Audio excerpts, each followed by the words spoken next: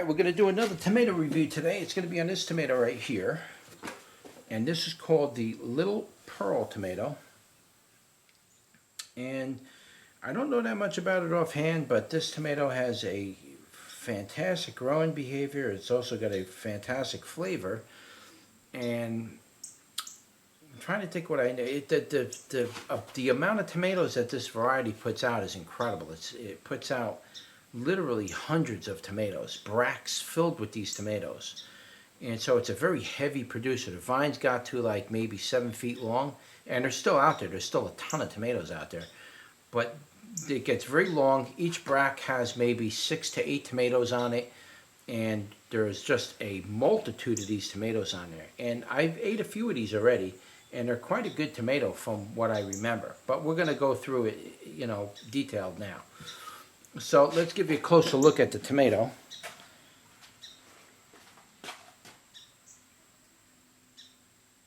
Okay, as you can see, that's what it looks like. It's kind of a pear, almost plum shape. It's like, it is a plum tomato. It is a plum tomato, but it's the color on this thing. I'm not sure if the camera's able to pick this up. It's got this beautiful color, and when the tomatoes first come off the vine, they start to get like a green shoulders on them. I thought that's what they were going to keep originally, stay fully green shoulder, but they don't. I'm not sure what that is. It's gone now. And they get like a green shoulder, and then they eventually, if you leave them, they turn pink. But they a lot of times, or I've noticed with a few of these already, in their best edible stage, you can notice that the very tops get like this orange blushing on the top. It's orange on the top rather than just fully pink. And if you look really closely at the skin, I'm not sure if they're getting bleached out here or what. Maybe if I do it like that, go down low. See that white dot in the middle is killing it. But you could see like some strange striping in there a little bit. You could see some really strange little bit of striping on that. And it's got this beautiful pearly pink color to it. It's just an awesome looking tomato.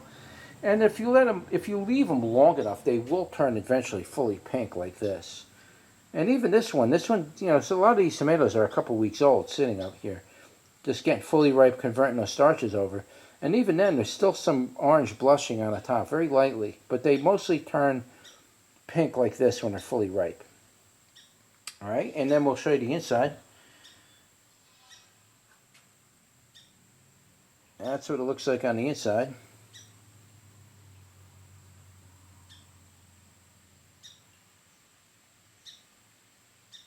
Nice bichamber tomato. Man, the inside of that, look at the rich color in there. With the green seeds, no less. That's almost like going into that black seed. The black tomatoes do that. Usually with black tomatoes or purple tomatoes, these seeds are what really give that contrast. They're dark in color. All right, so let's do a bricks on it and see what the brick says.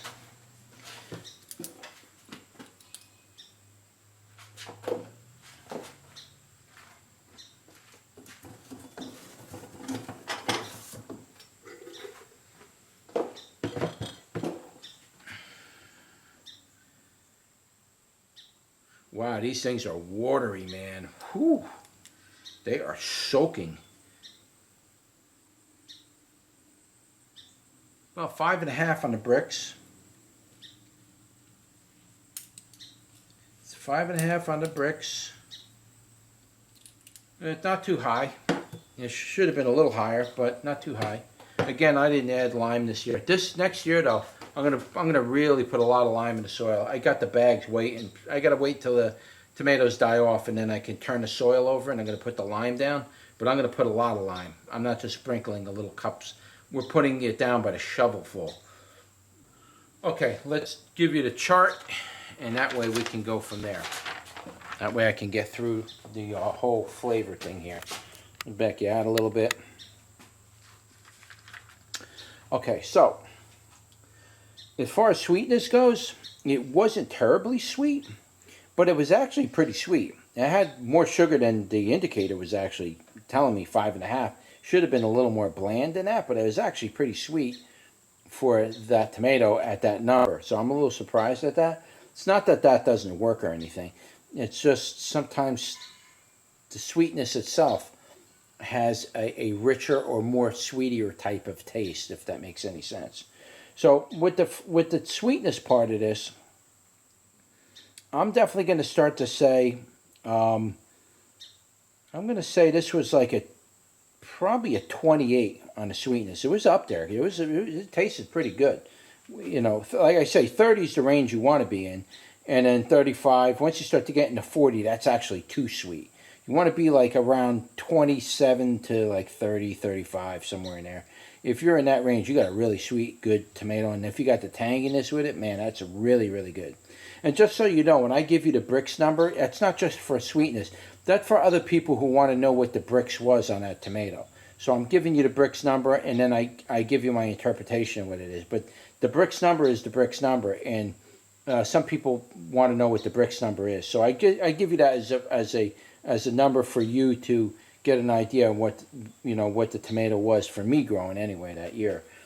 That I give that to you for that purpose. But if you go over to the tangy part, I'm going to say that the tangy was pretty rich. It wasn't super rich, but it was pretty rich. I'd have to say the tangy part was maybe about 30 on the tangy, maybe 31, 32. It wasn't super tangy, but it was right up there. It was a pretty good balance between sweetness and tangy. I liked it a lot. I really like it a lot. In fact, the rest of those tomatoes, I'm squeezing them, and they're going into a sauce pot that I am going to make a pizza pie with. So that worked out really good there as far as the tangy, the sweet, very well balanced. Now we got the moisture. The moisture was very moist. I'm going to put it at a 7, 1 being the lowest, 10 being the highest, 7 on the moisture. It was up there. That number was, I was pretty surprised. But then again, these tomatoes have been sitting out for, a week and a half, 2 weeks. So they've been out ripening for a while. So they are going to get a little more juicy and moist. Not going to be, the moisture's not going to be all absorbed into the, the meat of the tomato. Then you got the tomato flavor. Now, the tomato flavor was amazingly rich. It had a deliciously rich tomato flavor, very nice. I still have it lingering around in the back of my tongue, ready to eat more of these. And that's what you want when you eat tomatoes. You want that rich tomato flavor, working in contrast with the sweetness and the tangy. That really delivers a real major tomato punch. Again, if it's moist and not chalky and dry, that's a good feature. That's a really, really good feature in the tomato. And then you have that rich flavor of the tomato. Now you're delivering that rich flavor of the tomato with all of the arsenals around it in perfect sequence. This is a really, really good tomato. If I was to give that a number of intensity, from 1 being the lowest, 10 being the highest on the tomato flavor, I would probably have to say, intensity-wise, I'm going to give that a 6.5 on the intensity. It was up there. It had a lot of intense flavor on it. I was actually quite impressed with the delivery of that flavor as well. And then, of course, with the undertones, it did have a slight undertone. Nothing bad, but like a kind of an undertone of something, and I couldn't really pick up what it tasted. It didn't taste like candy or fruit or pineapple or something. It just had like a weird kind of an earthy type of an undertone. Not bad, didn't throw me off. And if I was to give that a scale number from 1 to 10, 5, usually you don't want to be over 5, because anything over 5, in my opinion, with undertones, dominates the flavor of the tomato flavor itself, and that's an awkward tasting and nasty tomato. So with that, I'm just going to say it's a 1, but there was something there, a little bit of an undertone, a little bit of an earthy tone. And that's kind of good when you're growing these heirloom variety tomatoes, and you get that little bit, because you're not going to get that from commercial tomatoes.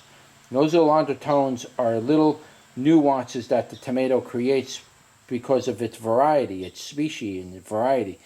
And you're not going to get that in commercial tomatoes. They weed that out. Commercial tomatoes, they want to give you a perfect uniform delivery system every single time.